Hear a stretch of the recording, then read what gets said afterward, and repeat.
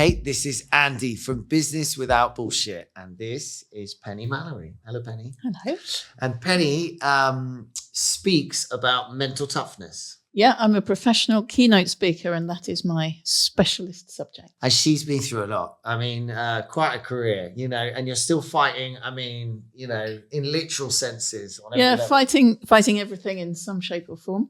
Okay, wow. So we learned all about her story, which is from homelessness as a young child to a rally driver to becoming, a public speaker, and then deciding she's still going to row the Atlantic or something. Yep. Yeah, 2 hours on, 2 hours off, 5 weeks. Anyway, check it out.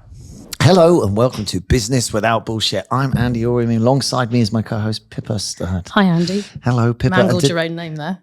Did I? Okay, excellent. Today we are joined by Penny Mallory. Penny is a leading authority and keynote speaker who specializes in helping stressed, anxious, and highly pressured people with insane targets and overwhelming workloads to develop mental toughness. Penny's keynote speaker highlights include many of the world's biggest brands, including Microsoft, Google, Santander, Coca-Cola, NatWest, Waitrose, Sony, Citibank, Jaguar, and many, many more. Penny, welcome to the podcast. Thank you for having me, Beth. And my name is correctly said. So, Penny, I absolutely love the sound of that. Yeah. Well, helping anxious and stressed and highly pressured people with insane targets and overwhelming workloads. Help us. Sounds like pretty much Sounds everyone, like right? Us, yes. Yeah. I mean, it's strange because it's Tech Weeks. There's an awful lot of chat about AI, and you do wonder whether, it's going to take over some of these jobs. But Penny, let's start with where you are in your world right now. What is, are you under stress? Is anything keeping you up at night? I'm the least stressed I've probably been in my whole life. Wow. But I don't sleep very well, so I'm up most of the night every night. It's Light just an sleeper. insomnia thing. It just drives me nuts. But the one thing that would keep me up at night, I suppose, work-wise, is how to reach the people that book speakers. That is the thing that speakers. It's like the mystery that no one can solve. How does that world work? Exactly. Do you have to get an agent? Well, it's a funny one. There aren't really any rules for this. Right. And no one's probably worked out everything. But if I wanted to speak for Barclays Bank, I don't know who in the bank will book the speaker. It might be HR. It might be the CEO's PA.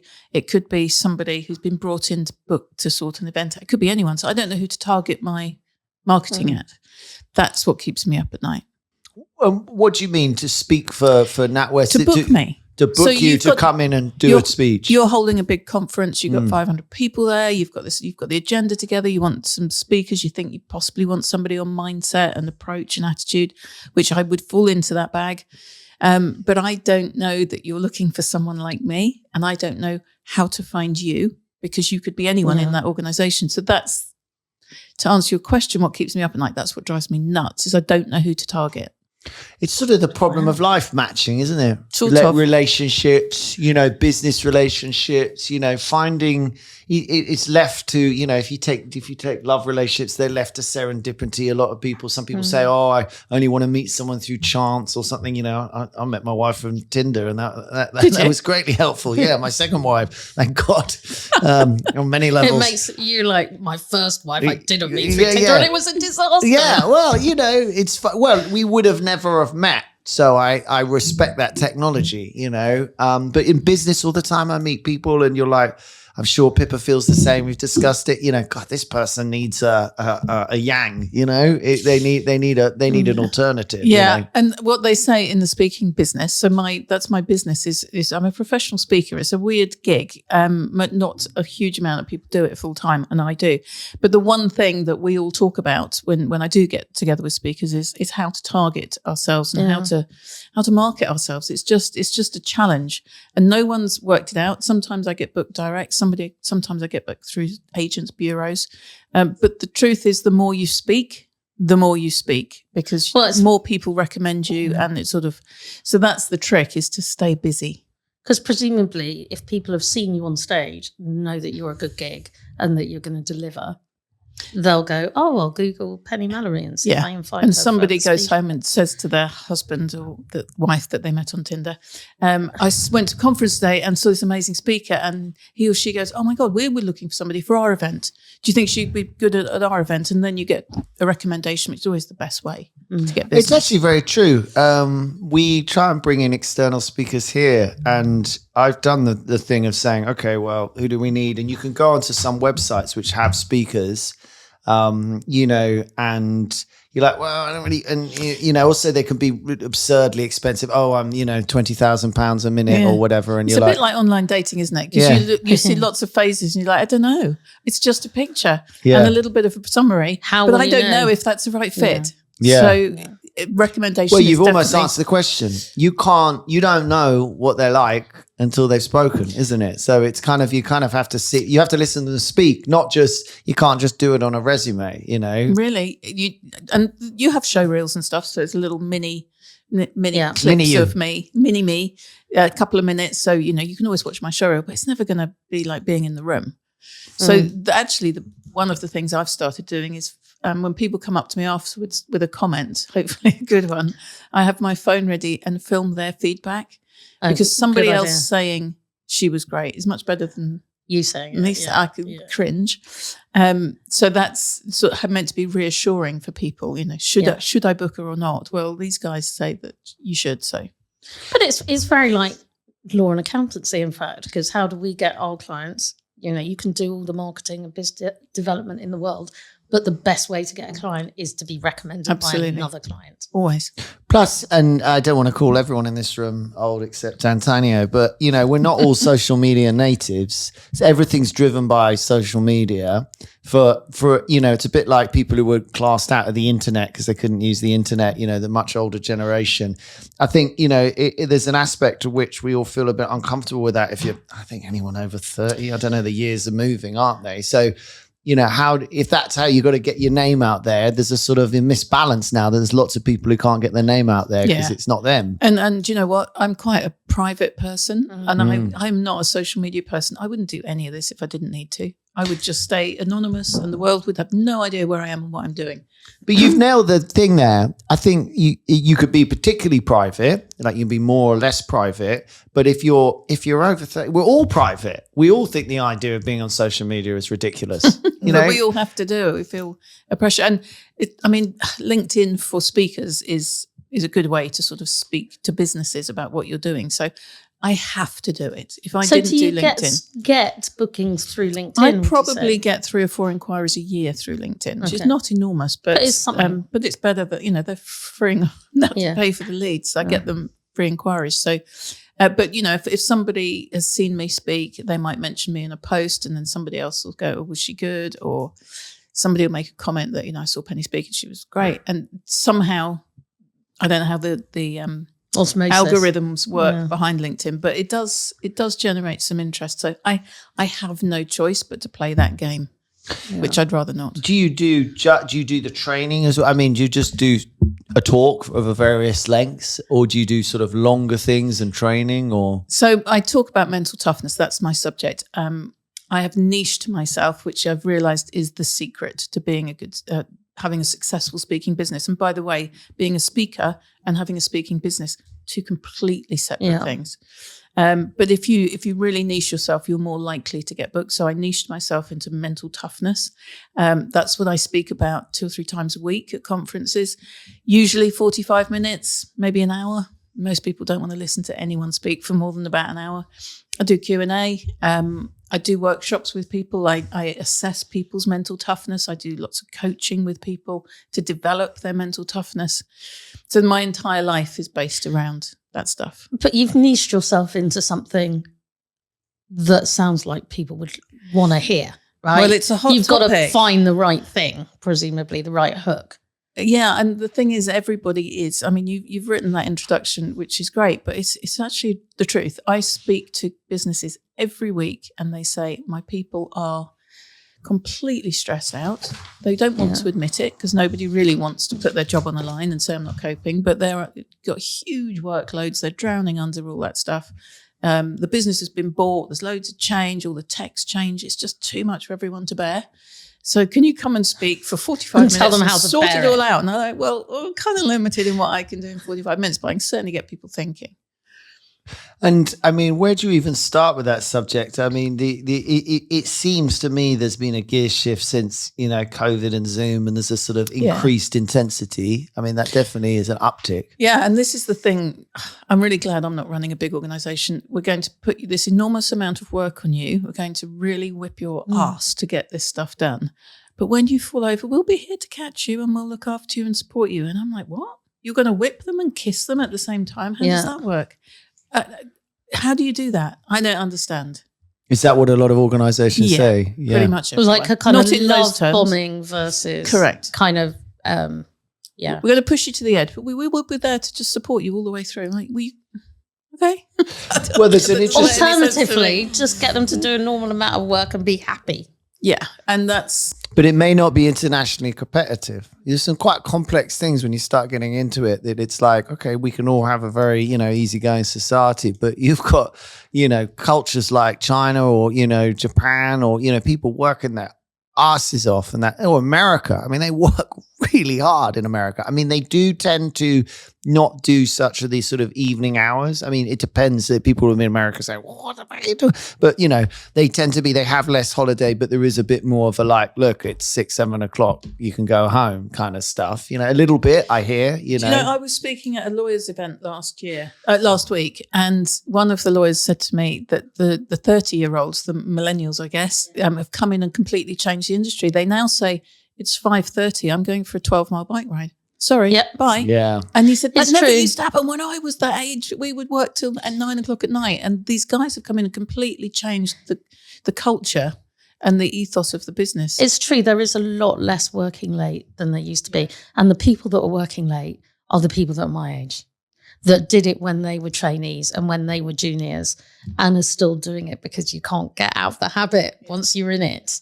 And the younger people are, putting in a good day's work, working hard, but then going home. Actually, it's sort of the way it should. I mean, it's an interesting kind of the way comment, it but in my world, that's how it's always been. But our firm's not been like that. It's like, because a trainee, you better be on time, but you can go at 6. You don't supposed to have the stress. But yeah, when you get older, you actually can choose in our business, really. You don't have to work crazy hours, but you'll earn less, or you can work crazy hours. Sorry, you were going to. Well, no, I'm just, and of course, working from home was never, ever meant to be a thing.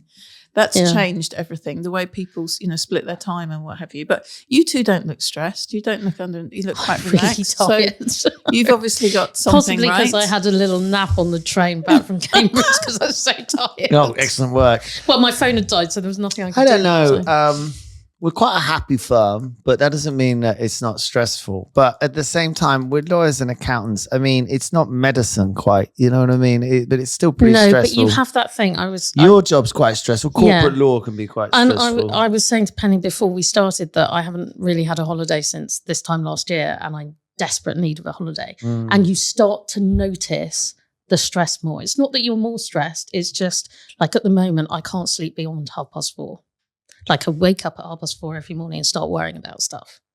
And when you start doing that and you start looking at your phone at that time of the morning and stuff like that, you're like, I need a holiday because I'm behaving irrationally. Exactly. now. So it's self-awareness. It's one of the key foundations of mental toughness. It's self-awareness, understanding how you respond, how you react, the effect stuff's having on you, being really brutally honest with yourself. And you've probably worked that out a little bit too late, but now you've been really greedy and you're taking a 2.5 week holiday. It's going to be amazing. So I'm very I actually jealous. think we're just discussing it. I don't know whether I'll get it across the line, but I actually think it's a month holiday. Like we need to start having a thing that we, as a firm, we say, my theory is we go, okay, you can pick January, or it's this, because you only do it for the partners probably, but you could say, right, you pick January or you pick August, the rest of us will cover the base.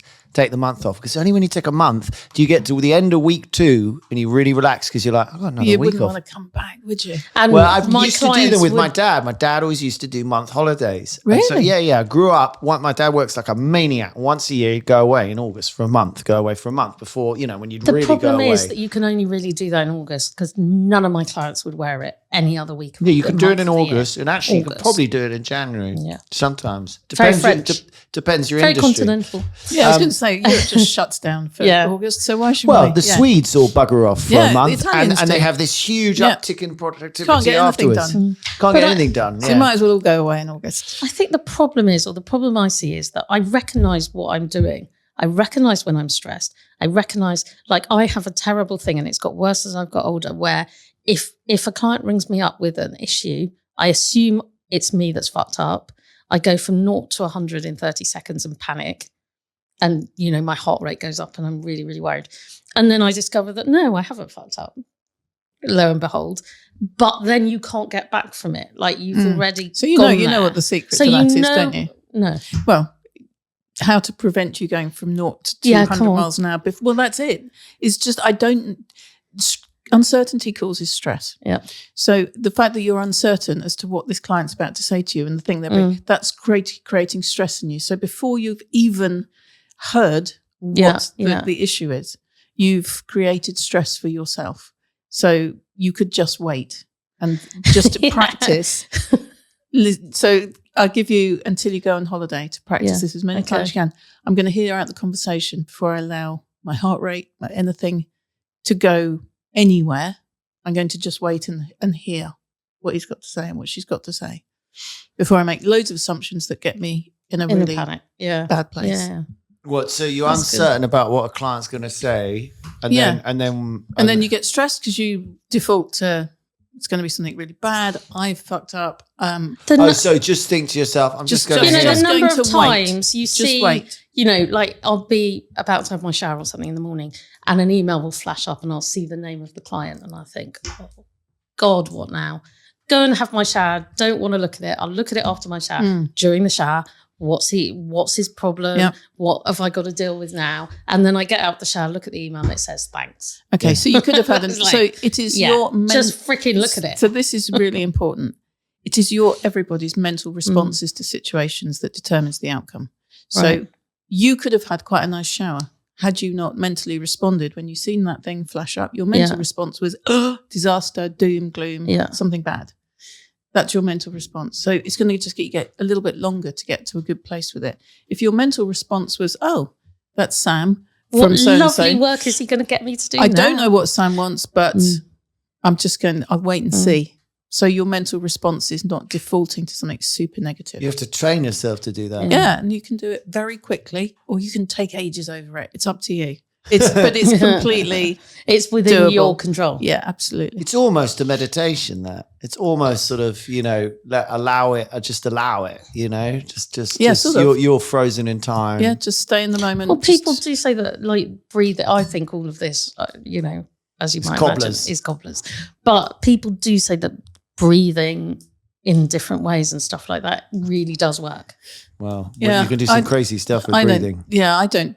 All I do is breathe to bring my heart rate down. But in various, I might be going on stage. I still get really anxious when I go on stage and get really. I know. I just wonder how many times I do it, but I'll do breathing exercise.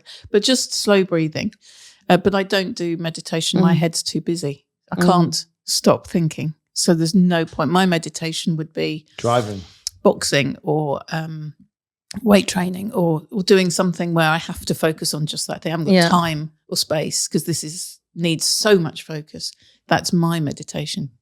You've rather come from a school of hard knocks, but have you also been studying psychology? Do you study it, or do you read books about it? Or? I'm not qualified, but I have not stopped studying it since I was probably 16. Okay, just fascinated by human performance because I wanted to be a rally champion. Mm-hmm. And the only way I could be a rally champion was to understand why those guys keep winning and those guys never do. Because if I can copy those guys, I might be able to win. Mm-hmm. So I watched and I observed and I read and I talked to try and understand what makes a winner. And I found out it's mental toughness. Ta-da! How did you get into rally in the first place? It's not like a usual kind of, dare I say it, young girl's dream. I saw rally cars on TV when I was maybe 6 or 7. Didn't know what I was watching, but was transfixed by what I saw. Thought one day I'm going to grow up and be a rally driver. That was never going to happen because of the things that then unfolded for me. But I got to a very dark place in London when I was in my early 20s, and I sort of hit rock bottom, and I thought I can do something stupid or something useful. And I thought, I've always wanted to, I can't get this rally thing out of my head. It'd been in my head all my life. And I thought, okay, I might go and do something stupid later, but right now I'm just going to book a half a day at a rally school. And that was it. That changed my life. So it's funny that you felt the calling, like you knew what you liked before you tried it. You know? But because it looks a bit, I could watch rally drive and say, whoa, that looks fun. You get in the car and be like, Yeah, it was like that. It looks really fun and easy on the outside. You get in the car and you're like, okay, there's way more to this, just like anything. There's way more to this. But yeah, it had been on my mind all my life. And I thought I was just going to go for half a day and get it out of my system. But I went there for half a day and was like, okay, I'm now going to be a champ. I have to be great at this. And I was driven by, my dad had disowned me when I was a kid. And I thought in the back of my mind, subliminally, if I could be a rally champion, I think I could win him back. So it took me 12 years to do this thing. And that's what kind of kept me going through and they were massive obstacles and all sorts of stuff that was thrown in my path. That just kept me going. Because I knew that if I could just stand, like those winners that I've been fascinated by, if I could just stand with some trophies in my hands, I'm pretty sure that would impress him. So that's what kept me going. But it was, I'm afraid everything you refer to, I'm going to keep coming back to mental toughness because I hadn't realised it was a thing, but I'd been developing it since I was tiny, maybe 4. Yeah, I was about to say, you said you wondered how to become really good at rally driving, and you said, okay, the really good people are really mentally tough. They're really, focused and determined. It sounds like before that you had to start developing mental toughness. Yeah, so I grew up in a very dysfunctional, weird home. Looked very nice on the outside, quite privileged, in a nice car and holidays, blah, blah, blah. But on the inside, it was completely messed up. Really, not right. Did you go to private school? I did have some time at private school, but my mum was very poorly. She was a manic depressive and an alcoholic. And in those days, and she was very severe. So she spent most of my childhood in the loony bin, the psychiatric hospital. And as manic depressives can take lots of different states, which is up and down, up and down. Yeah, and of course, everyone assumes that the suicidal lows are the worst. They're not. For the people around, it's the manic highs where they lose their inhibitions. They spend loads of money. Yeah, right. They do the most humiliating, awful things. And because it's great fun and for for them. a teenager, that must be Oh just my awful. God. I was bullied at school for all the stuff she did because it's like, it gets around the village and the town pretty quick. And she did some pretty bad stuff. So, God, it was like, God, I wish she'd just go low. It's easier to manage. Wow, I've heard that before, yeah, actually. It's horrible. And actually, I've seen manic, I know a manic depressive, and I've seen them up because they're very rarely up, but I've seen them up. And it's scary. It's just, they built this chess set for this person. It was just this weirdest weekend. They just sort of were like obsessing. They invented this game and they just wouldn't stop talking about it. And it was and then it stopped. And he's one of my closest friends. And I'm like, and actually that was when they died. They said, actually, you might not just be depressed. You might be a manic depressive who only very rarely goes up. Sort of something triggered him. I'm sorry you went through that. No, I'm not sorry at all. I'm sorry for my mum because it was miserable for her. Was she still about? And the treatment was brutal back in the 60s and 70s. Oh, ESG and stuff. Yeah, I mean, nasty. And the drugs with the side effects. Jeez. So I'm just sorry for my mum. She had such a shit life. But actually it made me pretty resilient. And your dad buggered off, Neil? Well, my dad buggered off because I was started behaving. Basically, my mum was absent. I've got a brother who I didn't get on with as a kid. I was scared of my dad. There was other shit going on in the house. The whole thing was so messed up. So I just was very quiet and insular and shy. Didn't perform at school. I wasn't comfy in my own skin. I didn't, when your parents don't parent you, it's confusing. Yeah. So I just was a bit of like I didn't know where I belonged. I didn't feel comfortable anywhere. So I behaved badly for a period of time to try and get attention. And that didn't work. And then I would just go super quiet. They'd go the opposite. Well, that didn't work. By 14, I'm like, I'm out of here. So I left home at 14 and never went back. But but I felt like a grown up. I was so old for my years at 14 because I'd managed quite a lot of stuff. Yeah. So I was like, I can do this. And I could.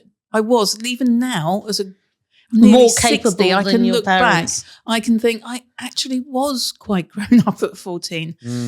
But, you know, by the time I'm 16, I'm in homeless hostels. I've literally got a cab here and gone past Euston Station where I was on my arse and I went into one of the stone buildings. Next time you go past Euston Station, there's two like gatehouses. The gatehouses. In one One's of a those pub. gatehouses was, where it used to be a homeless shelter office. Alone in London, it was called. And I remember going in there saying, I have nowhere to stay. And they put me in a... Don't they say you've got parents, you must go home, we call the police, blah, blah, blah, you're 14. Well, I'd left... Well, you were 16 2 years, at this point. Yeah, I'd left 2 years previously. In those days, they used to give you 50 quid. The government used to pay you 50 quid a month. Wow. If you weren't living at home. That wouldn't happen now. So I was that's about what I to lived ask, on. how much has it changed? Because there's probably way more. Oh my God. And Well, it's first of all, that homeless charity won't be in existence. No. I bet that house is no longer a house for homeless kids. I was there a year and then I went to another one in Shepherd's Bush for a So year. was it a kind of homeless shelter for children, for young people, or were you put in somewhere with people of all ages? Yeah, well. Because that's scary. Yeah, it was pretty out there. It was a house with maybe 4 floors, probably 1 or 2 rooms on each floor, people from every ethnicity you can imagine. And I'd come from a, white middle class family. I was like, what? Why is she eating that? What is she eating? Why is she eating with her fingers? And I had never seen these cultural differences in my life, but I loved it because everyone was teaching me something. But yeah, there was some. They were friendly? Not all of them were friendly. Some of them I was terrified of. You had to lock everything everywhere, and you half expect to come back to most of your stuff missing. But there was a churn of people. And the maximum you could stay was a year. So I managed to do the whole year. And when somebody left, you went up a floor. And when you got to the top of the house, you were at your last but you things. Knew And then you were on your way out. And that was frightening because I didn't know where I was going to go. So there was some comfort in the discomfort. Like the house was unstable, weird characters coming in and out. But there was something comforting about it. There were people who sort of ran the house. Cooked their own food. There was one girl, I can't even remember, I can see her, I can't remember her name, but she was the boss of the kitchen. She was... but she was homeless or she... Yeah, we were all homeless. You were all homeless. So you're kind of like, ages. Okay, we've got a house, we've got to work together. We had to share a space. And of course, some people are filthy, some people are really Yeah, because the problem is clean. A lot of them will have... Everyone's screwed up in some way, shape or form because otherwise they wouldn't be there. How many people in this building? They're like 40 or something? Oh, no. There must have been, I can't remember. I'm guessing between 10 and 15 people. Yeah. Is there a couple of rooms on each floor? And there are like... I can't remember. It would be flooded. Flooded now. I mean, I see homeless. This is much larger than it used to be, but I don't know. I don't know. That's interesting questions. Yeah. God, I haven't talked about this stuff it's for really years. amazing though It's to look at story. where you were at 16 and where you are now. It's amazing. And that's the point, I suppose, is that what I discovered about human performance is that if you can practice tolerating discomfort, which I've done most of my life pretty well, you build mental toughness, you build strategies to cope, and actually tolerating discomfort makes you more disciplined, it makes you more focused, it helps you to bounce back, you become more resilient. So I have sort of earned my stripes in experience, but then of course I get into the sporting world, which is another set of challenges of how to perform, not just to stay alive and eat, and not get killed, but to actually perform in an extreme sport, which is, the chances of me making it in rallying were like a grain of sand on the beach. You made it. I made it to a certain level. I was the first woman in the world to drive a World Rally car, a Ford Focus World Rally car. Nobody's done that before. I don't think anyone's done it. What does that mean for someone who doesn't understand rally driving? It's a type of rally car for that era of the time I was competing.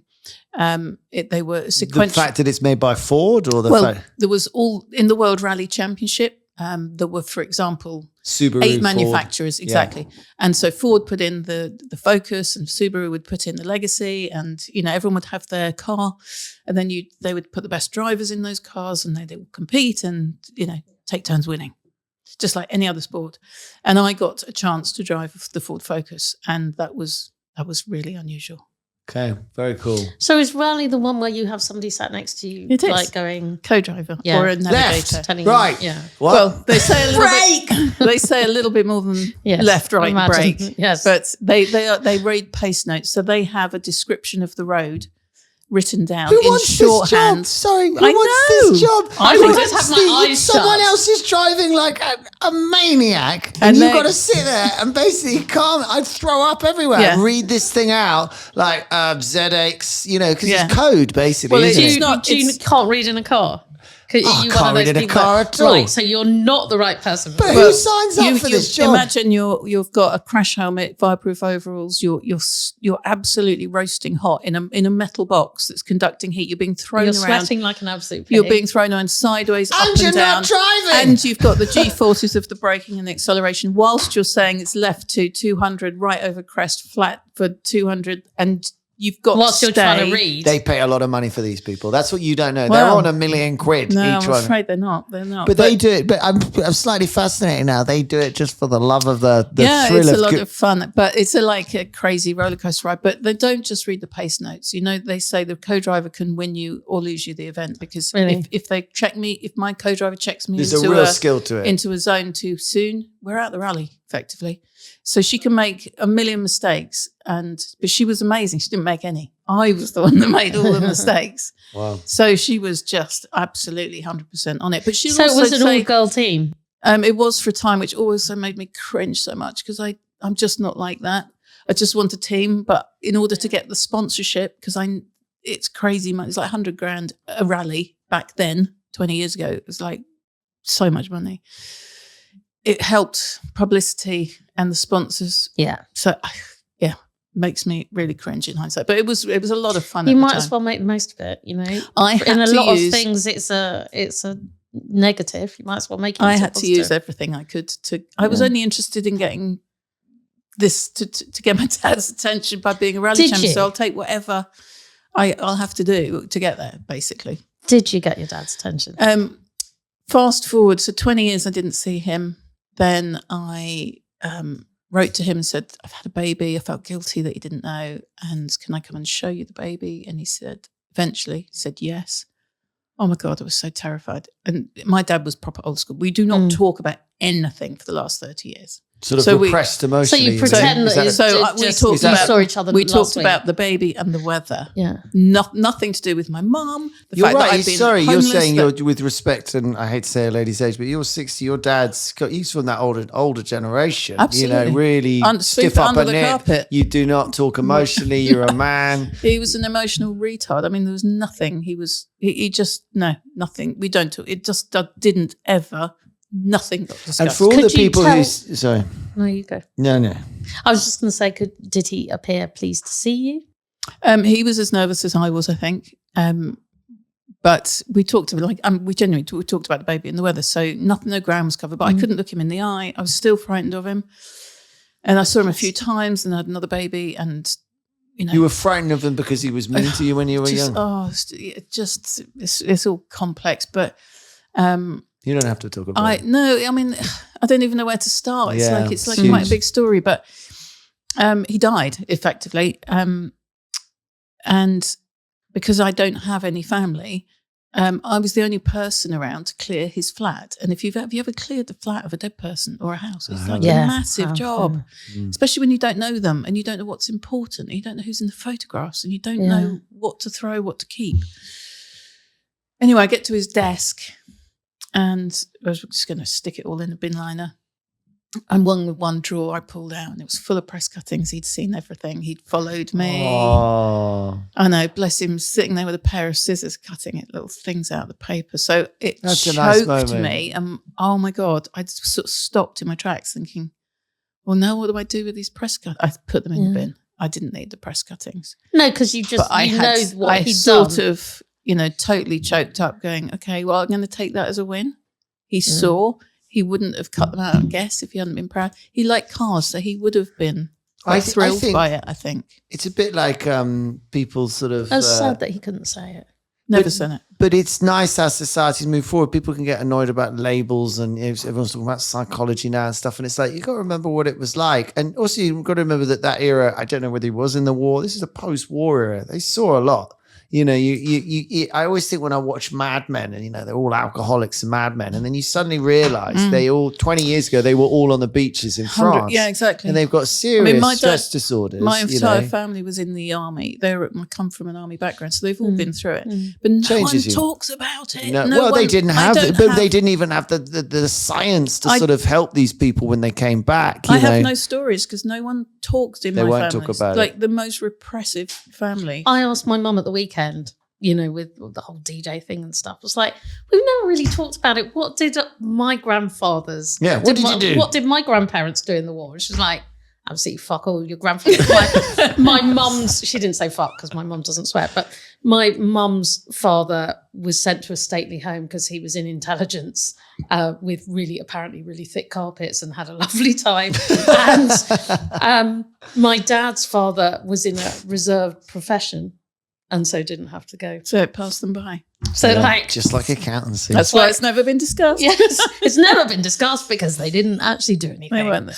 No, but I like, that's a beautiful story. That's a really nice story. That's very touching. Because he did, what I'm meaning is underneath it, there's a person under there who also knows they can't communicate and loves you and cares about you and just, they're useless. I have friends with no emotional language, and you get some more or less, but I have friends who've recently been in the army and gone through war. One I can think of when he came back, did all the Gulf or whatever happened more recently. So what was the last war we did? Oh no, he was in Afghanistan after that. You try and talk to them about it. They don't want to talk. I've asked loads of army people. They don't talk about you. They will look at you and change the subject. And then if you press them, they'll say, what is it you want to know? It's a trauma. It's okay, is this some information you need from me so we can change the subject? But that's kind of a disastrous combination, isn't it? Somebody who won't talk about their feelings and a manic depressive.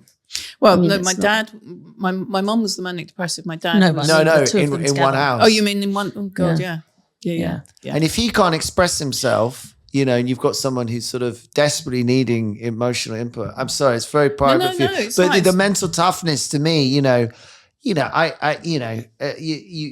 went through a lot, and that had an enormous amount to create, certain toughness. I mean, I have a small way to relate when you talk about homeless all being in one building and stuff. It's like boarding school a little bit. You're locked up. You're really messed up boarding school. Yeah, with no really rules. messed, and also that you might be thrown on the street at any time. It's that I have been to boarding school. I did spend some time in a boarding house.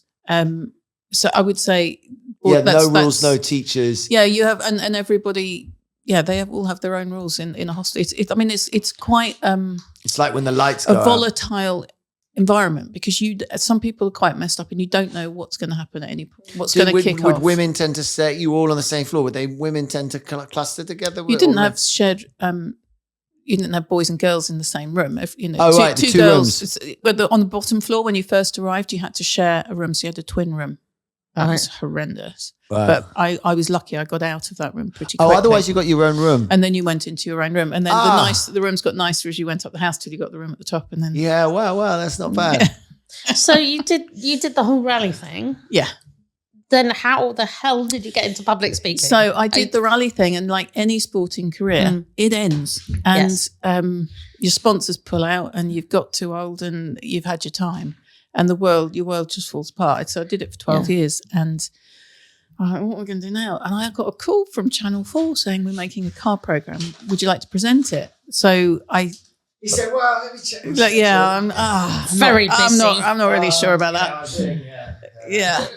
So that was driven on Channel 4, which I did with Mike Brewer and Jason Plato, and it was amazing. And then I did lots of other car programs, and then they all in the end. They were like, can't believe we found a woman that wants to present a car I was just program. ticking the diversity box every time, but I was very happy to do that. I didn't care if I was the token bird. I didn't care. It was a job. I loved it. It was great fun. Why did they all stop? Oh, because ultimately every show just doesn't get commissioned again. So even the shows itself stop. So every program with a car in it, I did it, except Top Gear. I did Top Gear Motorsport. I did the car show, the road show, whatever classic car show, everything. And they all eventually come to an end. And then you go, And I was going through another divorce at the time. I was on my arse again. This has happened so many times, but now I've got 2 babies and I'm really up the creek. I have no income, and it's when one of the crashes was happening, financial crashes. Yeah. In God, how old are the 2008, babies? 2009. 2008, yeah. They must have been 6, 7. I can't remember. So I'm like, somebody said, "Can you speak at an event?" I'm like, "No, I've got nothing to say." But I did. Somebody in that audience said, "Can you speak at our event?" I went, "No, I'm not doing that again." That was terrifying, but I did. And then somehow over the next 15 years, probably, that's what I've ended up doing. Basically, the answer is because I don't have any skills. I don't have a CV. I can't apply for a single job apart from waitress. I don't have You do have one very significant skill. Well, but I don't. I don't have anything that would get me a job. You have lots of skills. You don't have a CV. Right. That was almost how I put it. But being a speaker brings it all together. I can tell some cool stories. Yeah. I can challenge you to develop your mental toughness. I can shock you. I can take you on quite a journey in 45 minutes, an hour. And it will have an impact on you because it just never doesn't, because you're human and I'm going to touch so many nerves in that hour.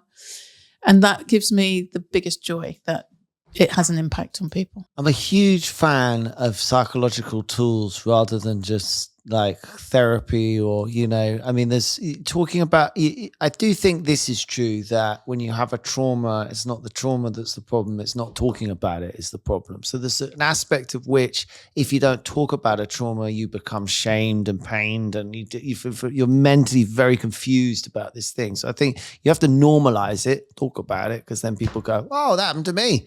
And you're like, "Oh, right." But there's a next element. It sounds like you're trying to help people like change their mindset, because you actually do need tools to trick your mind, I think, a little bit. Well, it's good to talk. Everyone knows that. That's no news to anyone. It's always good to talk. It's just literally, in my view, it gets literally out of your body. The minute you start talking about it, it doesn't seem so literally bad. not holding on to it. Yeah. It's come out of your body. It's got to be a good thing. It's a release. What was your question? I've forgotten now. Are you someone who believes that it's less about talking? You could talk things through 100 times. You've been through some traumas in your life, and it's more about giving people tools to develop themselves. Well, I'm not. When I talk about mental toughness, I don't talk about trauma. I talk about managing stress and pressure. I talk about more sort of corporate level, stuff. But I don't talk about depression and anxiety. I don't go that dark end of mental health. I don't talk about mental health. No, but you're offering tools within that. I talk about you developing your confidence. I talk about you getting excited about a challenge rather than being threatened by it. I talk about you getting a greater sense of control of your life and your emotions. It's that stuff. It's going forward. It's more coachy stuff. I don't go into the dark. Yeah. That needs. And I'm not suggesting you do, medical, but those, I guess I was asking your general view on it. I mean, how do you find corporates then? Give me the sense of, is it generally larger corporates who do speaking? Well, you read the list out. Oh yeah, it was very impressive. Even I was impressed. I don't remember speaking to half those people, but they're ultimately, I can get quite intimidated by, the Google or the Barclays Bank or Microsoft. Biggest They're company just in the world. human beings sat in the audience, I now know. And everyone's just a regular person who's landed probably quite a nice gig on their CV. They're just ordinary people. And as long as I'm talking to human beings, we're good. And it doesn't matter if you're the CEO or the car park attendant. As long as you're a human being, you'll get something from this. And what I talk about, people aren't really expecting. So there'll be some, financial update, 2-day conference that I was at one yesterday. And they totally weren't expecting me to pitch up with my story. But everyone was really happy that, we weren't talking about, the P&L and all these new IT things that they've got plugged into their business. I was like, I don't know what you're talking about, but I do want to talk to you about this. And they loved it. You could almost start a school of rather than talking to corporates, talking to people about going self-employed, becoming entrepreneurs, because it would seem that you'd be able to say, because I do meet people, if you're already an entrepreneur, then you don't really have the problem. But I meet people who really want to do that, and they're just letting life hold them back. I've worked for myself since I was 19, 20. So I've had a couple of jobs. I was a waitress in Covent Garden and Rockwell's American Diner.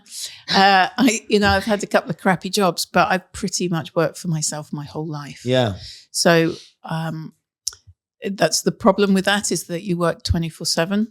You don't sleep very well because you're always thinking. Well, it's all your responsibility, right? Yeah, everything. I am the it's much CFO, tougher the than COO, working in a the corporate CTO. in a way. Depends. Yeah, I am head of everything, and but I quite like that because I'm a slight control freak, and I can if I want to bugger off to Ibiza and party for a week, I don't have to run it past anyone. Yeah, it's nice. Just go. Yeah. So have you written a book yet? I've written 3. Okay, nice. 2 of them aren't very good. One's brilliant. Okay. Which is the brilliant one? 365 Ways to Develop Mental Toughness. Okay, very Was nice. that the 3rd book, or did you it's the 3rd start one. with the best We work? need a copy. We should. I should have brought you we some. should have brought us a Yeah. signed. I should have brought you it. one. Sorry. Anyway, no. We'll sort it out. Very after. remiss of me. What's your long-term goal? I would like to speak in America. I speak a lot in the UK. I speak in the Middle East and I speak in Europe, but I have not spoken You haven't in America. broken America yet. So that's something I would like to do. I spoke at this event last week and there was an American guy came up to me and said, "Oh, gee, that was great." And I said, "Do you think it would work in the States?" He went, "Oh my God, they'd love it." So I was like, okay, all right, I've got to be Excellent brave. accent. I know, terrible accent. No, it was good. He also had a very high voice. Yeah, that's what I That's think. That's what I found hilarious. He's a very small man. Yes. Right, I promise not to do any more stupid accents. It's But normally Andy that does them, so it's Yeah, nice yeah, when yeah. somebody else does Warm them. myself up. I'm going to try and break into America, but I just love the flexibility of my life. So I'm really my medication, the thing that keeps me sane is physical fitness, exercise. So I'm always doing something slightly extreme, some sort of extreme fitness competition. I want to live forever, and I'm pretty sure that if I go to the gym, I'm definitely going to live a bit longer. So I go to my PA knows that you don't book anything for me before 10 a.m. I will be in the gym at 6 and I'll be doing classes or something or other, training for something. And How many hours do you spend in the gym? Probably a couple of hours a day. Wow. So what's the extreme thing you're aiming for at the moment? Well, I'm rowing the Atlantic in 2 years, which is 3,000 miles. Sorry, you're rowing the Atlantic. In 2 years' time, or you're going to take 2 years to do it? No. Christ. That would it doesn't be, take me 2 years to do that would it. be miserable. I signed up to do it last year. Is it and with other didn't people, happen. or- Yeah, there'll be 4 of yeah. us in the smallest boat you can imagine. It's like a metre wide and as long as this Oh room. my God.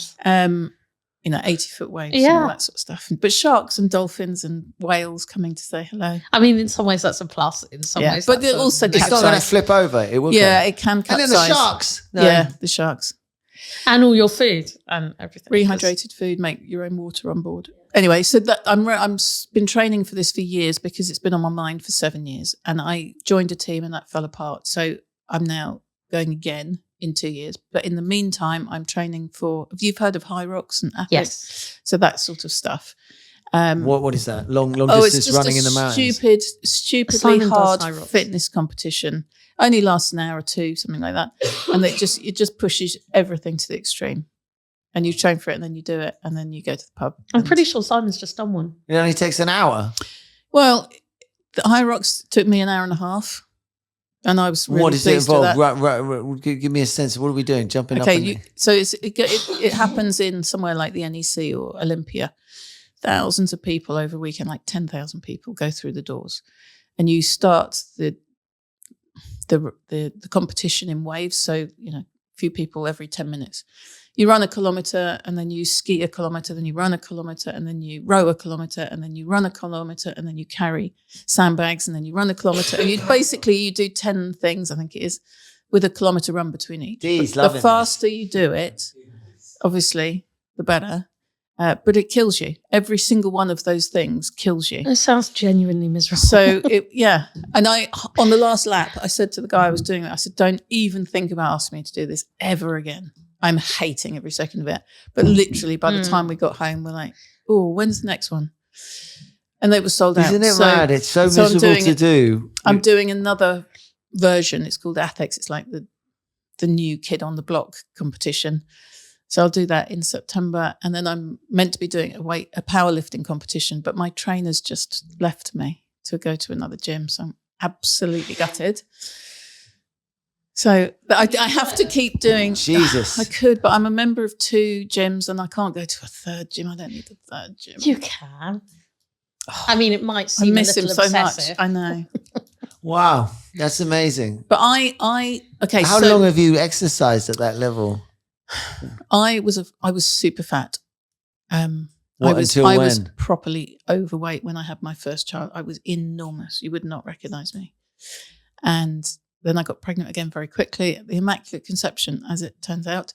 And I lost some weight when she was born. And when I thought, I never want to be that size again. So I started running and I ran London Marathon.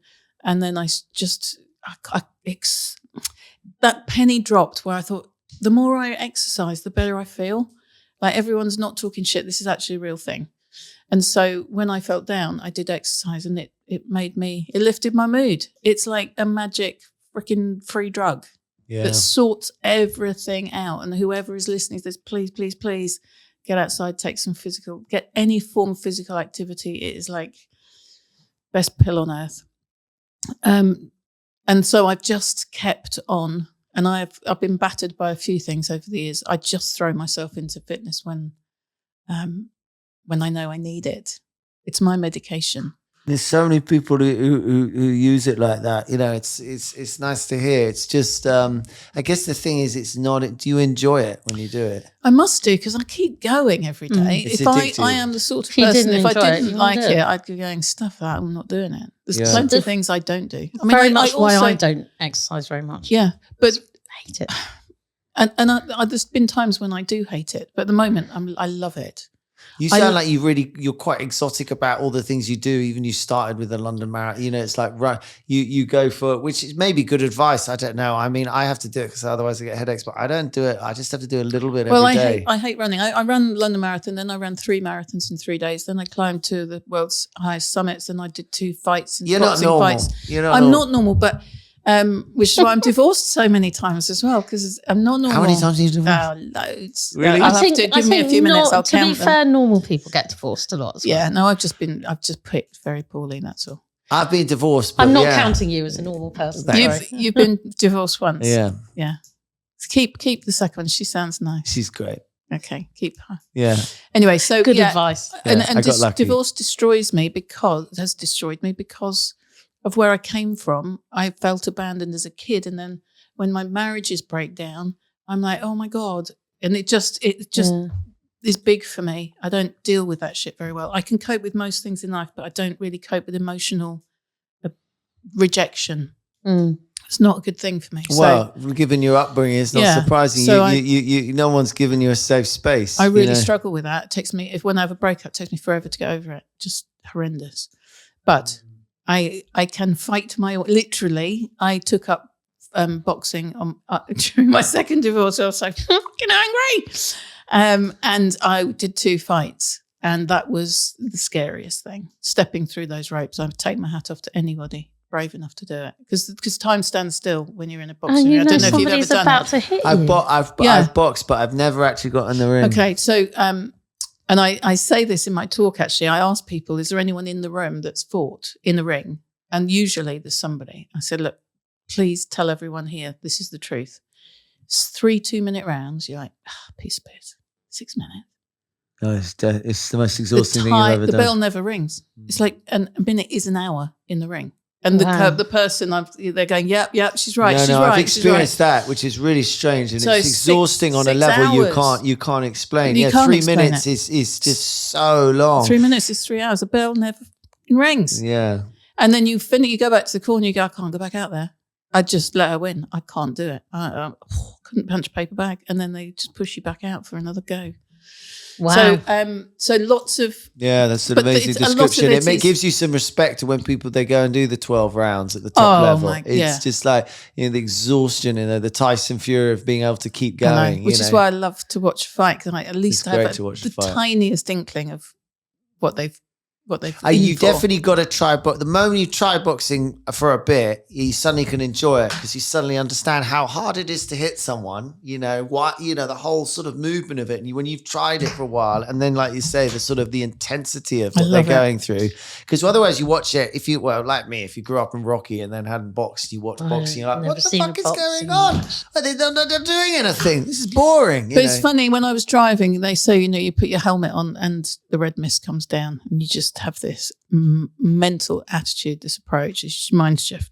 You seem to be very good at focusing. And the same thing with do you think you're ADHD, like hyper-focused? Ever so slightly ADHD. Yeah, a little bit. Have you thought about combining the two? I mean, you could just drive people really fast while telling them about mental toughness. Just drive people mad. Sit in the passenger seat. No, you drive screaming. slowly. You pick them up like you're just some nice lady, and you put them in, and then actually under the hood is some, and you just build up and then start driving. Are you stressed now? Just take the speed up and take them through some tips. Clearly, I'm missing a trick here. Maybe not. Maybe not. What's your biggest fuck up? Would you say? And what did it teach you? So many of them. You have to, don't you? You have to mess things up because you have to learn to move forward. So I don't really consider them fuck ups. I mean, I have had monumental ones, but I'm pleased for every one of them. Most of oh god. So what sort of fuck up are you after? It's entirely up to you. Well, let's. I'll tell you one. I like a good story. When I was living in the homeless hostels, I managed to get myself a gig working in a recording studio for free, and it wasn't paid. And they taught me how to be an 8-track engineer. And a band came in, and I recorded their song. And when they left, I was rewinding the tape, and I flicked it into record and wiped half of their song. And I was so embarrassed. I bet it was also because there's a god of music. It was their best ever take. Yeah, probably. Best ever song. Because that only happens when you walk out going, God, I hope they hit. Did you fess up? No, I did not fess. I was, when the blood drains from you going, I can't fucking believe I did that. There's nothing I can do to get it back. I just rewound it. I put the tape in the box, put the label on it, took it to reception, went, that's their 8-track demo. And they would have played it, and halfway through it had just gone silent. But why would that not come back? Why wouldn't they? I don't know. It never, ever came back to haunt me. Wow. Don't know how I mean, I didn't get away with it because somebody somewhere would have. And the moral of that story is, if you fuck up, don't tell anybody about it. Yeah. So what was the name of the band? Just a quick shout out to... I can't remember. But it was in the days if you recognise this woman and you remember your 8-track... God, anyway, they would have wanted to absolutely kill you her. Would have developed mental toughness and may need some advice from her. Yeah. Brilliant. And have you received any, on this journey, have there been any really good people who've given you brilliant advice or been like particularly... There haven't been... somebody asked me this the other day, who was there for you? Well, no one. Yeah. There really wasn't. Are you close to you're not close to your brother? No, my brother lives in America. He's... we both experienced some stuff we shouldn't have experienced. And I went one way and he went the other way. So he is not in a great shape. And he lives in America and he's, that's my brother's life is a freaking Hollywood movie, but no one would believe it. But you don't have anybody then? My mum died, my dad died. I've got my kids. In my family is me and my children. 3 of us. That's it. End of. I have 3 cousins actually. Well, one died. 2 cousins left. So, wow. That was it's a mad amazing story. though. I've got a friend whose parents died when we were at university and she's an only child. And for some reason, her dad was an only child. And for some reason, her mum had fallen out with all her siblings. So she has 0 family. And I find that a really weird, and she's never been married.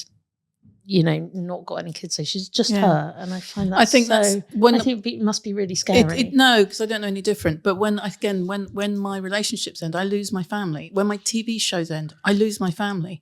I've lost freaking 15 families over the years through TV shows because you get attached to the producers and the cameramen and soundmen. And everyone becomes my family, and I adopt them as my family. And they don't all know how attached I am until it ends, and I cry a bit more than everyone else is crying, and they're like, "She's weird." It's not, because it's like, I can't lose you guys. I can't keep losing well, people. That's tough for you, man. It's horrible. So, but the girls... You expect more from friendship in a way, because friendship, you know, sorry, you were going to say something, but... Well, you're right. So when you haven't got family, you have friends, and then your friends become...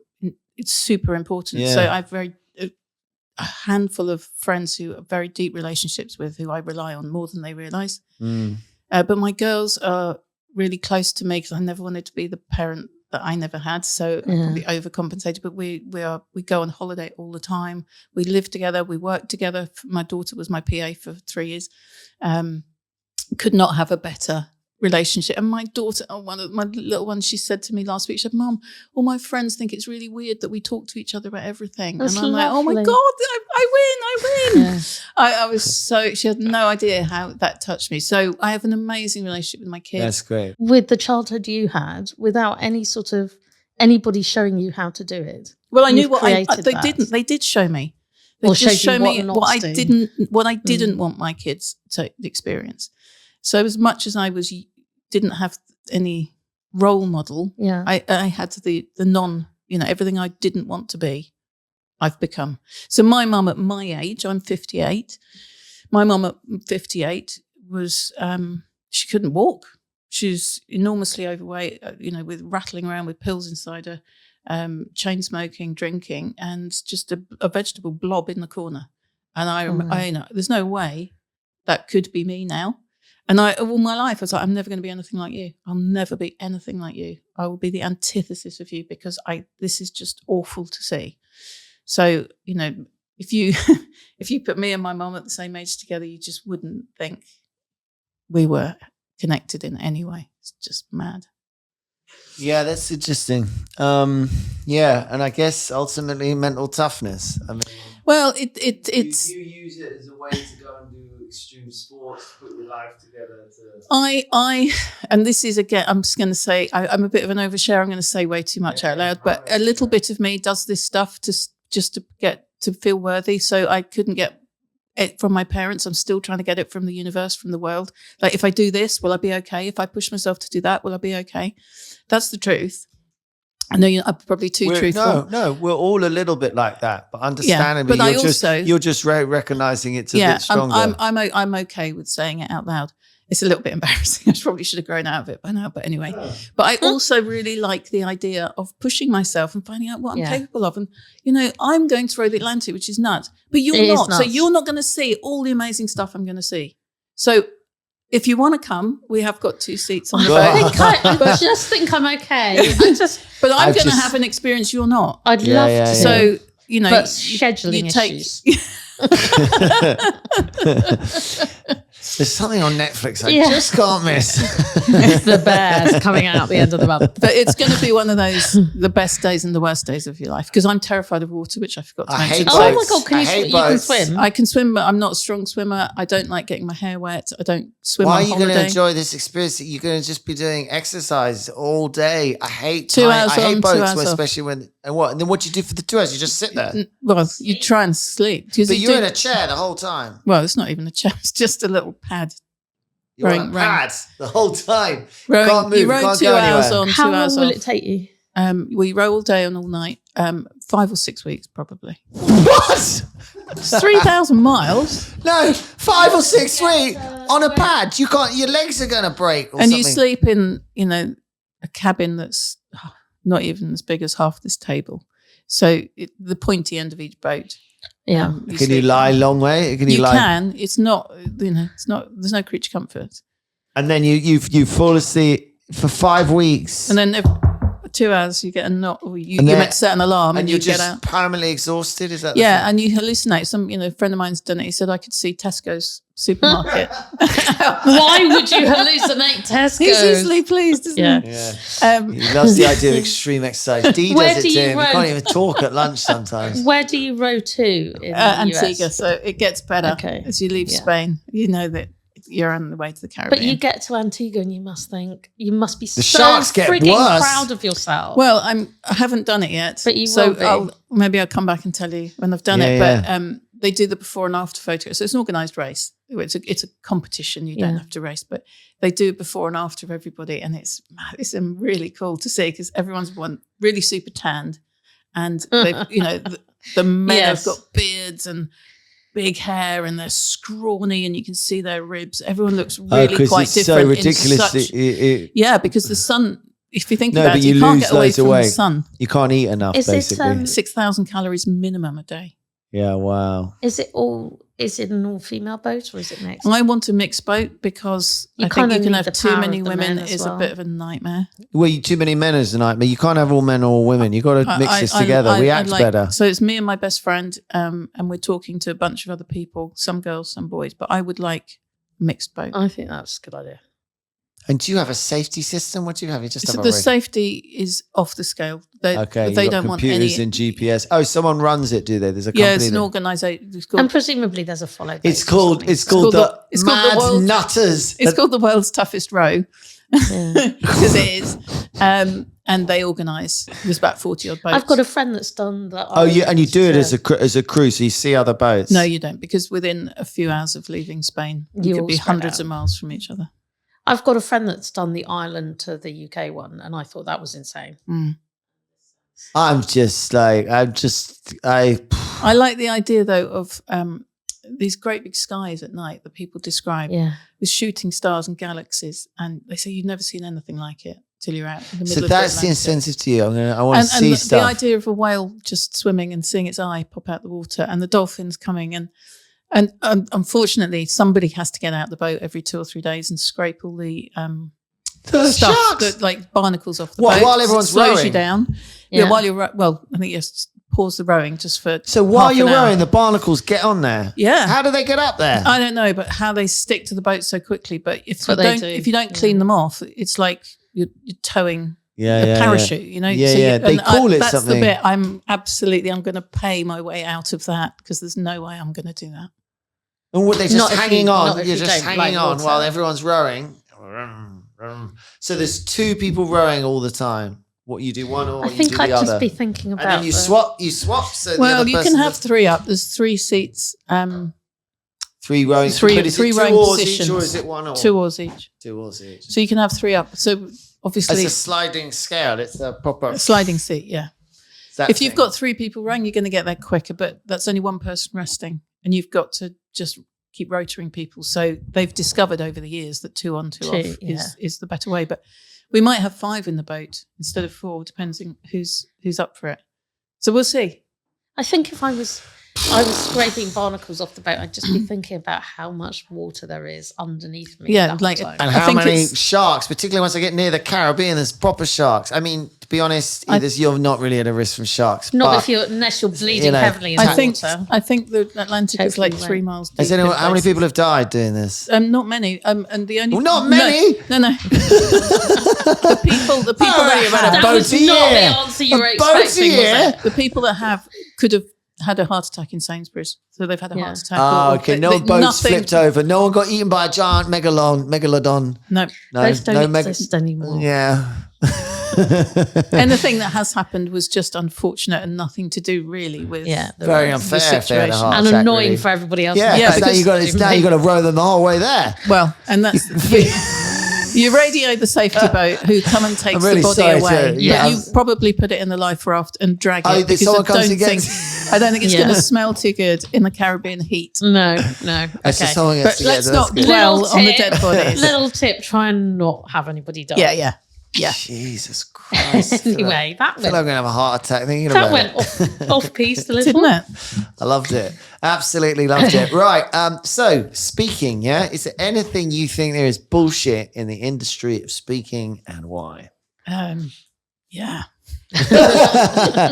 Done. Speakers on the whole. Full of bullshit? Mostly. So I said at the beginning, the speaking and this having a speaking business, they are not the same thing. No. So you might be asked to speak at an event, and that would make you a speaker. But if, my entire life is my speaking business. So it's a very different We don't approach. get paid for it normally. Right.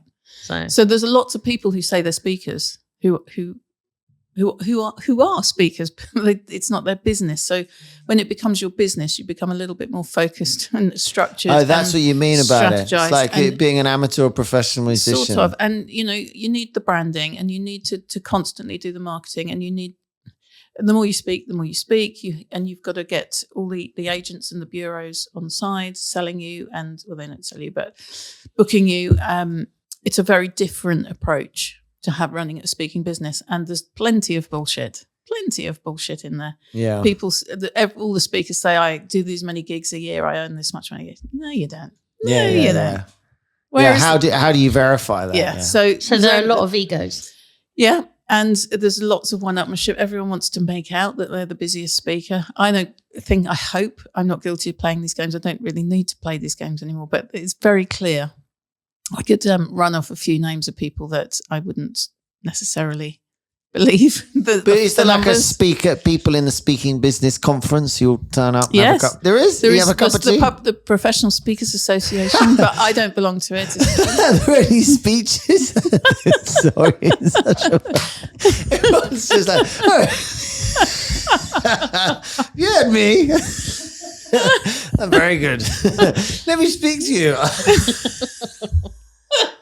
Oh, the whole thing's hilarious. They should have I don't know, silent discos. Everyone's just got everything tuning. I never realised my job is silent speaking disco. That's not a bad idea. It's such a funny idea. It is. I mean, you probably, because you talk to so many people, you probably haven't had this.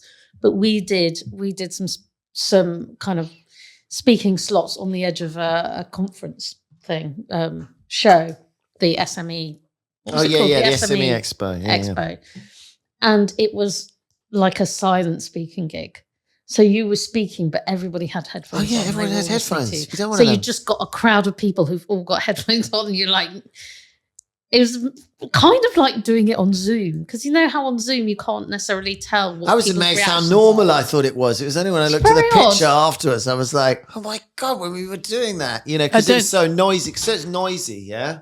So, you know, there's so much going on in this conference room. So they put everyone's on headphones, including you, and you're talking into a mic, and there's a mic if they want to talk. So it's a silent disco conference. Yeah, to be fair, it worked. It was very weird. I mean, never heard of that. No. Well, there we go. It's coming soon to a cinema near you. So anyway, yes, there is plenty of bullshit in the speaking industry. Right. I just would love to think that I'm not guilty of it, but other people will judge. And there's a speakers conference you can go to. Joe, it's not a speakers conference; it's a speakers association. Speakers association, yeah, but they must have a gathering. But they do also actually have a conference, and it's like a 3-day thing. I've never been to it. But they're all trying to speak more and more speakers from, and they like have an American one, and actually, it is funny. You're right; it is funny. Sorry, it's funny to me. I want to go now. I've never been. So I don't know what I'm missing. Yeah.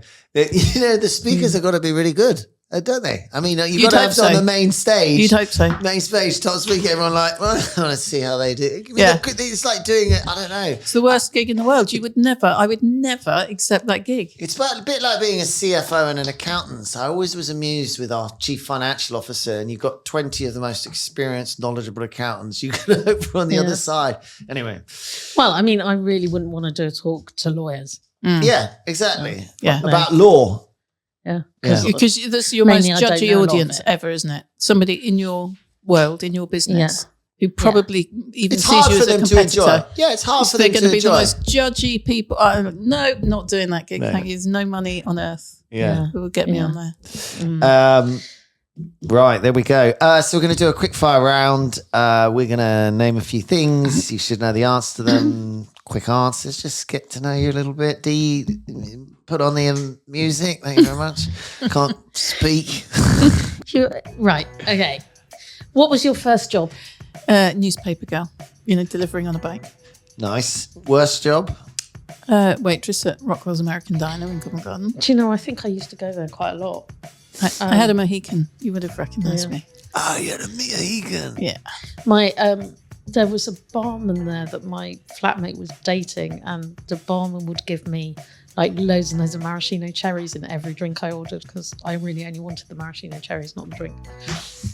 It was great. And then they split up, and he didn't do it anymore. Do you remember the Mohican? No. Is it Margot? Favourite subject at school? Art. Oh, nice. Any particular art? No, it's the only thing I could half be good at. I was useless at everything. And my daughter's now got my art thing much better than I am. And my party trick is forging signatures because I can copy stuff. Ooh. That's useful. Which leads us We into should the add next that on the question. thing. What's your party trick? Anyway. What's your special skill? That's it. Forging well, people's I would say signatures. forging people's signatures in one go. I watch you sign your name and I will copy it identically My in one signature's go. Should we do it Never now? the Can we do it same. now? We can do it now. I would also say my Really want special to. skill is renovating houses. I've done 7 and Oh, really? I love that. Wow. What else am I good at? We've got to do a signature. Can we do a signature? Deadlifting. Oh, God. I haven't done it for ages.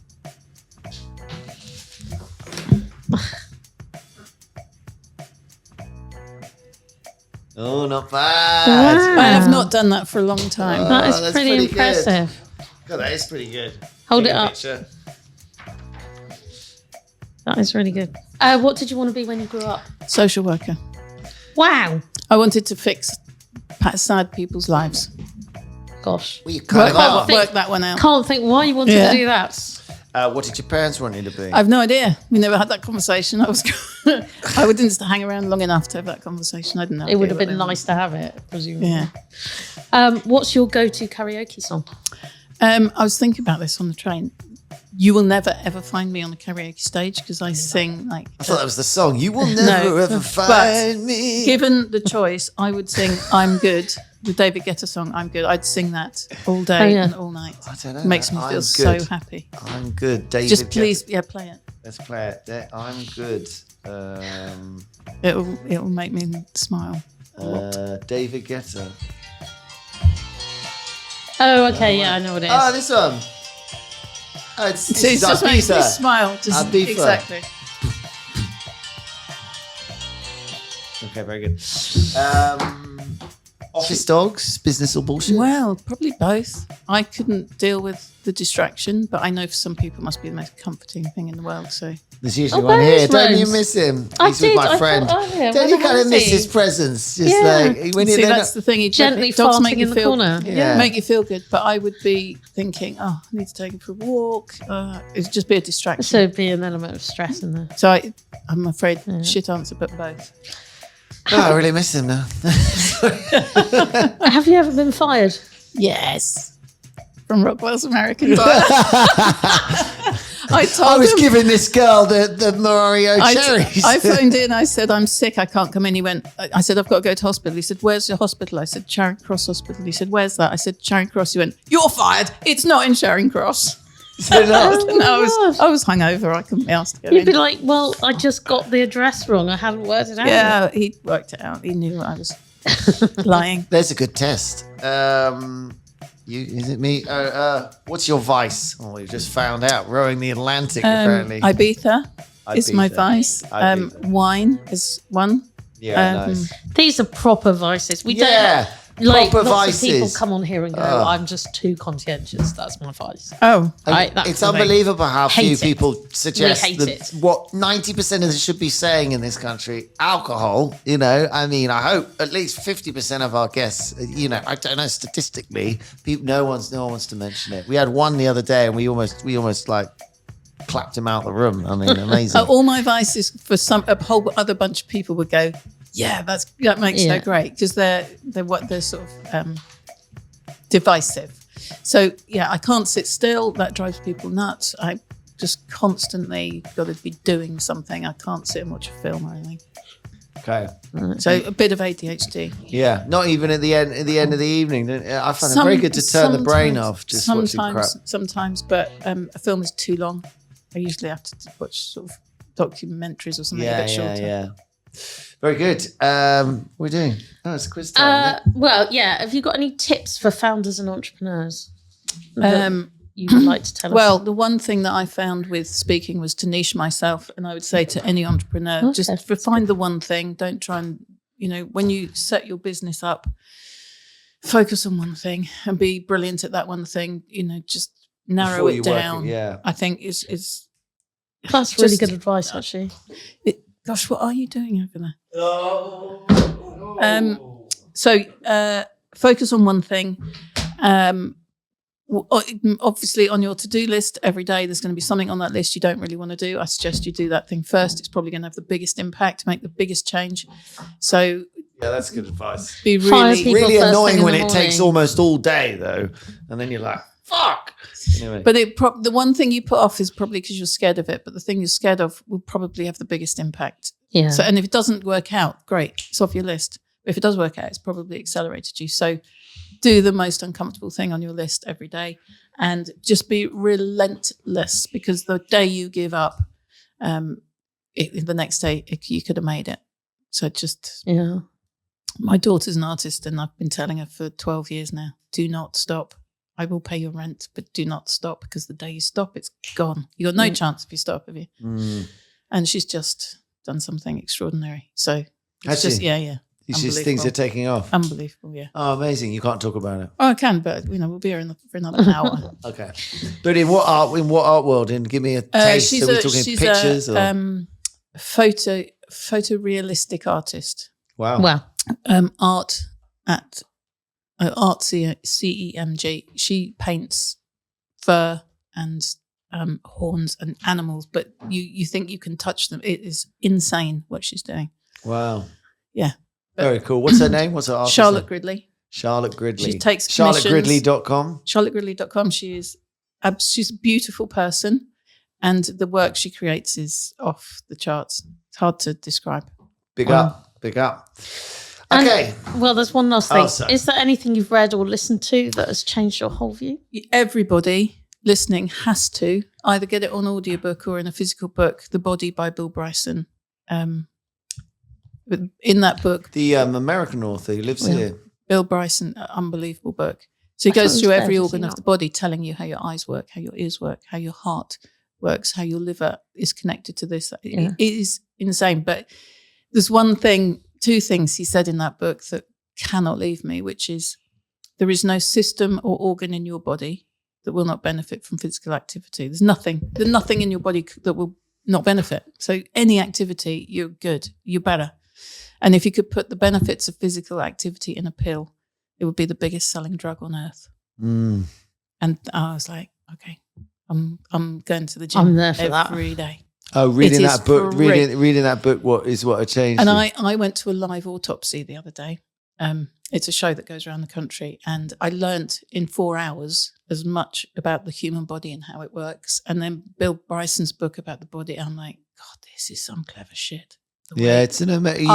When you try and understand the billions of years of evolution. So everyone has to read that, because one, you will start eating differently. You will start thinking differently. Because you realize how clever it is, in your respect for the human body, the invention that it is insane. You just end up looking after yourself better when you realize how clever it is. Well, it's a subject close to my heart at the moment. Doesn't stop me drinking wine, I really haven't been looking after myself. And anyway, got to sort it out. Right. Oh, yeah. Okay. You want to do this? I want to use this. Yes, get your paddle. Get your paddle out. Penny, this brings us to one of our favourite parts of the show, the business or bullshit quiz. This is right up my alley. We'll just read out a bunch of terms and phrases typically used in business. Some of them are slightly more unusual than others. And all you have to do is tell us whether you think it's business or bullshit, and you can use your paddle to... You need to use your paddle. I've got a funny feeling which side is going to be. Well, I would... Business or bullshit. Yes, you have to say it as well for the tape. So, Penny, are you ready? I'm ready. Corporate gifting. That would be bullshit. Okay. Because? Well, I think you're not meant to do it. I don't think HMRC is mad keen on it. Bugger HMRC. Sorry, HMRC. Obviously, if I'm corporately gifted some snazzy tickets to something, it suddenly becomes brilliant business. But I used to do it. I don't do it because I discovered it was bullshit. It doesn't potentially run into the bribery act. Right. Yeah. Yeah, and HMRC doesn't love it if it's excessive, you know. Yeah. I do believe in a nice lunch. But I think that I give nice bottle of wine. I think you're not keen on my answer because you're both slightly frowning at me. I agree. We're just here to argue. We're just trying to create we're just trying to generally controversy. Yeah, exactly. Hashtags. Business or bullshit? Oh, I honestly don't know, but I'm not a social media person. I use hashtags because everyone else does that, so it's probably bullshit. You don't use them though to find what you want. Like No, that's that. not it's once to have I follow a ever done hashtag that. is the thing. I only do it because other people do it, and I've never asked anyone. Should I? Is it a thing? I don't know anything about it. So Well, it if must you be watch, bullshit. you women rally driving, sorry to stereotype you, but someone might watch. And then, anyway, is it your go? No, I just did one. Oh, you just in one. I'm not with the program. Foreign espionage risk. Oh, that sounds like pretty good business. Yeah. I like Doesn't that. it? Yeah. You like that? Yeah, I like that. I don't know what it Because it's got the word espionage and in it's it, got it risk sounds in kinda there. cool. It's got everything is sexy. Foreign espionage and risk. I love it all. Love it. Good answer. Well, this is an interesting one for me. Labour government. Oh, Business or bullshit? Do you know whatever government you'd put on there? I'd have to say bullshit because we're coming up to an election. They're all talking bullshit. They've all got the same problems. Whoever gets to run the country will have the same problems. So it's just all bullshit to me. I would challenge you on that, but I'm sure you would. probably go into. Well, if Terrible you'd waters. asked me a couple of elections ago, I would have given you a different answer. But I've got old and tired and bored of the bullshit. So Yeah, you actually sound a bit like my old man too. He laughs at me. He says, "Don't you know they're all comments of bullshit?" And I was thinking about you because I was thinking the funny thing Pippa about would be Pippa really is upset you about think that. the Labour Party will be good. I do. I really do. I think they might be better. I don't think they're going to do the same. But they're also all the governments will be But the crap in really the end. interesting thing is a survey came out. I don't know whether it was today or yesterday. I was listening to You a have faith. A survey's come out that said it's the last kind of 5 years. Everybody has lost all faith in public officials. Globally, Like, though, by the way. Yeah, but particularly in this country, and it's basically Partygate. It's this kind of people feeling like politicians have no respect for their jobs or their roles or the country or the law, and it's really scary because it's like destroying our democracy. Well, Yeah, I think I've definitely lost faith. Whoever gets that gig has got the same pot of money, the same bunch of issues. They just deal with it in a slightly different way. So You could have a slightly more compassionate team, but it is interesting. I realise that some people actually have a faith in the party. They don't just think they'll be average or shit, and then the slightly less shit parties or slightly less shit government. And actually, I don't even like calling it like that. I think it's really complicated to run a country. Yes, I don't think so imagine too. these jobs are easy. No. And people expect it. You run a business. Everyone's like, well, I didn't get training in time to use my pencil sharpener on a Tuesday. And it's like, do you know, I was like working all the time. I think it's two things. I think the one thing that I really cling to is at the end of the last Labour government, there were less children in poverty than there have ever been in this country. that's the the incremental. good fucking thing that happened But these during the stats last are Labour everywhere. government. But That was incremental Gordon improvement. Brown, right? Incremental improvement is And it? two, I just want to see an end to like the divisive, the racism and the kind of stoking up anger against different people. And I'm that sure I just hate. everyone would probably want those things. But But they're whether not- or not Yeah, and I'm really hoping whatever colour that government gets it in, will at least be a bit better. That's all I'm hoping. well, everyone wants better. Yeah. But with the question about whether or not they'll do that, I don't think they're pro-immigration or I hope it I will be think nicer. they're more pro-immigration. It's They gotta just be don't a want to bit say better. it because they want to get voted in. Anyway, It's your go. These both amuse me because they're both spelt wrong. In industry jargon. that's really spelt wrong, Yeah, isn't it? I That's think because terrible. I spelt it ages ago on a spreadsheet. I also spelt this one. Politeness. Yeah. Oh, politeness is a massive. Let's do We're politeness. talking Business. That's business. Yeah. That's business. It's free. It makes a world of difference to people every day in a small form or a big form. But politeness is critical and a lovely thing. And as an ADHD, you are aware that you could be perceived as probably rude a lot of the time because we get to the point, we skip the whole it's amazing. politeness bit. Do you I think I'm do a very- hi, how are you? I'm very polite and respectful. I also really enjoy going below the belt and shocking people. But that's not me being impolite. It's me trying to be funny. So the one thing I probably took from my childhood was manners. Right. Because they're free. Manners make the man. Yeah. Maketh the man. Yeah, this is important. Sorry. I was just going to say, I get a cup of tea on my way into work every morning. And normally when they give me the tea, I say thank you and have a lovely day or have a fantastic day or something. And they're always so surprised when you say something to them after they've given you the drink. And I just sort of think Who are these people? The guys in Pret around the corner. Oh, right. Okay.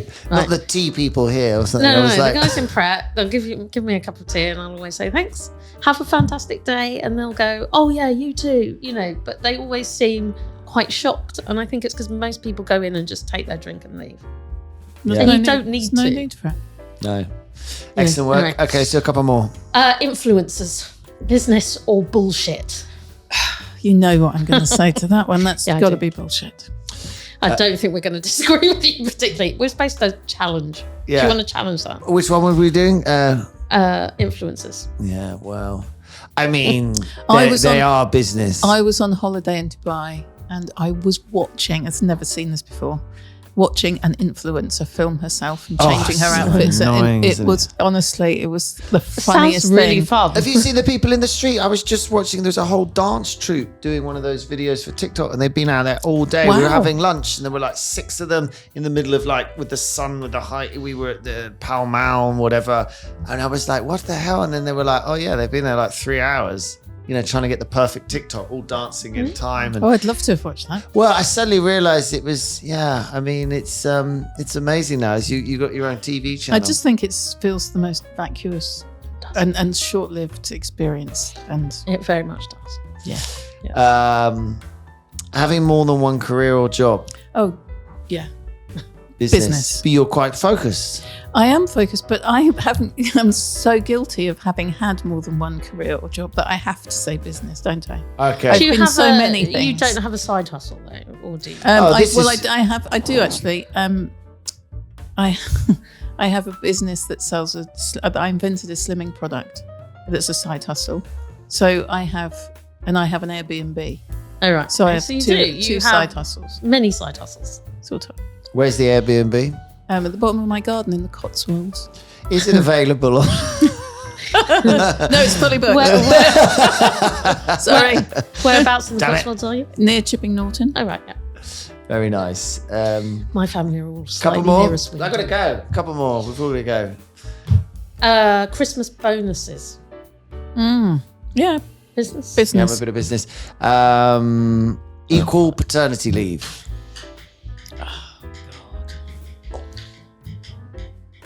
It sounds like we're on a news channel. Dum-dum. I suppose Yeah, I stop have to doing say business because it can't be bullshit, but it's equal paternity leave means that you both get the same amount of time off. Yeah, you both have to take. So you both take like a month off for the baby or 6 months off. But your or- husband hasn't No, just had no, a it would dramatic thing to happen be to their body. 6 months each. And that's the problem is that as the mum, it's quite nice to have him at home, but actually, one don't get under my feet. Go back to work, please. But nice for the man to be at home with the baby, but not massively practical, because somebody's got to. Well, I think. Well, they'll have to work it earn the out, won't they? beans. Yeah, and I think if you have equal paternity leave, then probably your maternity leave is going to be a bit shorter because you've got to have a salary coming in somewhere, right? Well, this is the problem with the modern world. The traditional roles have worked for a long period of time. This is another big discussion. No one can say this now. I can quite push. I know, and I say all this stuff out loud, and I know I shouldn't, but I quite like pushing back on old-fashioned roles. Boys are good at this, girls are good at that. On the whole, and I know everyone's screaming, going, "You can't say that." And but, you were a rally driver, man. But we're meant to be freaking different. We shouldn't try and constantly be the same because we've been designed to be fucking different. And let's celebrate the differences and enjoy the differences. So, I know I'm not meant to say this stuff. But the strange thing is, I think saying that is fine. It's just, okay, some people will say, well, I was born as a man, but that's fine. Put yourself in whatever box you want. 100%. But I agree. There are these, differences Right. between us. listen, everyone is an individual. Every human being on this planet, there's not two of us the same, thank the Lord. But, you know, there are some... She's an identical twin. Well, apart from you. But yeah. You and you're We're not properly actually identical twin. very similar. Yeah, but you know what I mean. I love the fact that men and women are so different and have different roles, and we have different qualities. That's the beauty of it. If we all try and be the freaking same all the time, what's the point? Plus, it stresses us all out, by the way, because we're all trying to have a perfect career and be perfect parents, and we're failing badly at both. My dad's just like, everything's so freaking complicated now. He's like, we didn't used to have problems about like, oh, John's got to leave work because no one could pick up the kids or whatever. It's like, you know, one did one job, one did the other. You know, I mean, you know, I think certainly a feeling that I feel as a man, I've got to be there for all the time for Bart. I've got to be there, and you know, I've got to be this amazing dad, and I've got to nail this job. And everyone's stressed out, you know. Right, good, lovely. Are we doing what? Is that it? Shall we leave it there? Should we let it out a bit more? I mean, any more? It's just a big therapy group. This I think it was good. Isn't it? I think. Well, that's the end of business or bullshit. Yeah, let's do it. Do you want to give her a score? You do the score. No, I'm always doing I get a score. Okay, yeah, you get a score. Shit. 16,333. Very good score. Very good score. Well, what do other people get? Well, it varies dramatically. It varies. Where do I rank? I don't know. If I think that ranks you quite high. We do need to work that out. If anyone can be asked to work that out, can they? We need somebody to go Could you not through. just like score out of 10? Would that not be easier? Yeah. It would be easier, but it wouldn't be as much fun. No. Okay, but we do need somebody to go back through every single podcast and Do you know what take we got to? What we got to do is bring them down. If it was a score out of 10, what would it be? There's the competitive person in you. To be honest, I that's think 9 60,000. 3/4. Yeah, 9's way up there. Yeah. You know, I give you a really good score. Oh, Yeah. okay. I'm going to take that. Thank Because you. some of them are like 350. Well, we right? started down low. You know, that's the problem. It's got higher. I'm sure you've done 1 million at one point. Yeah, that's the problem. Damn, who's a That's million? fucked it up. You know. Yeah. It could be anyone because it's not based Yeah, on you it. did really well, but relatively speaking, you basically came last. Would you like 30 seconds to pitch? Yeah, tell us anything. Anything you want to tell the world. Pitch you as a speaker, I think, probably. I mean, how do they find you, or what are they? What's the deal? Oh gosh. If you're looking for somebody to fill the 1 hour slot at your conference, and you think that your people are suffering a lot of stress and pressure and a huge workload with insane deadlines, I could entertain and enthrall and probably change the mindsets of a few people. I'd certainly shift nearly everyone in the audience to do something differently, but I will make you laugh as well. Nice. That sounds great. It sounds we good for should have anyone who wants to create high performance teams. I mean, you could say that a different way. You could say, if your organization all half asleep and scared of life, let me come in and get them freaking moving, you know? Yeah, well, mental toughness is the foundation of high performance, because if you haven't got those building blocks in place, you cannot perform highly. So Yeah. Fantastic. So there you have it. That was this week's episode of Business Without Bullshit, and we'll be back with our quiz, Business or Bullshit, on Thursday. Until then, It's ciao.